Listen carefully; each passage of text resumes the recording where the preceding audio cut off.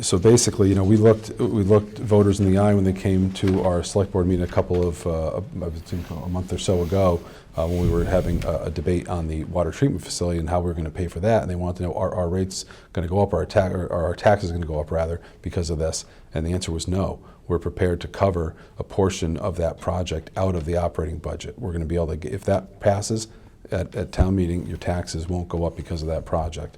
And in this case here, we're ready to do the same thing. We're going to be able to absorb Tri-County in that same factor. So the bridge, essentially, what we're looking to do is we would set aside free cash in June, put it into a special account.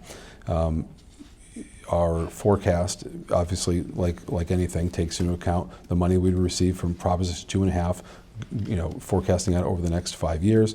It also looks at the Tri-County debt. It does include the water treatment facility, and it also includes the town picking up 1/3 of that water treatment facility's debt impact.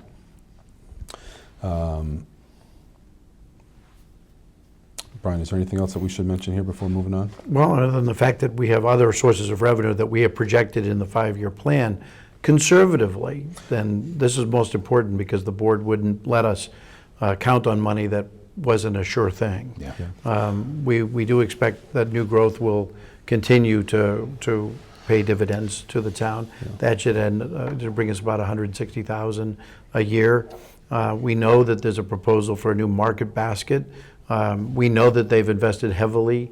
They've got permits for their new pylon sign, which is as big as the sign at the Rentham outlet, so that's a huge investment on their part.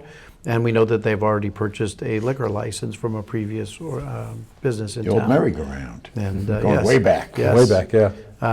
old. Consequently, we know that they're all in, so we're expecting them to be coming forward with a plan extraordinarily soon.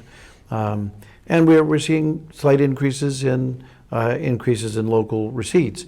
If Jeff Kinney's project finishes up, there's a new restaurant that'll bring in $70,000 in additional meals tax revenue, which will help the town substantially. Yeah. And we've done some other cost sharing with our enterprise funds that should bring in an additional sum of money. So consequently, we believe that the resulting deficit, if you will, is very manageable, as long as we have our belts and our seat belts and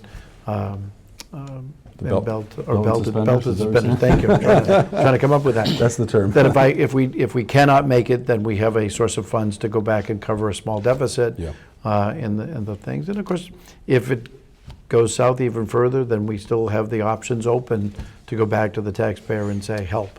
It's just one of those things where if you've done the work and you have the resources and you have, through the forecasting process, clear line of sight to 2030 when additional sources of revenue become unlocked, and you only need to bridge that 4-year gap, why enter into a debt exclusion for 20 years or something like that, when you could just bridge this 4-year gap for the town and not have to put everybody through the knockdown, drag-out fight of, are we voting for this or not? Let's avoid that if we can.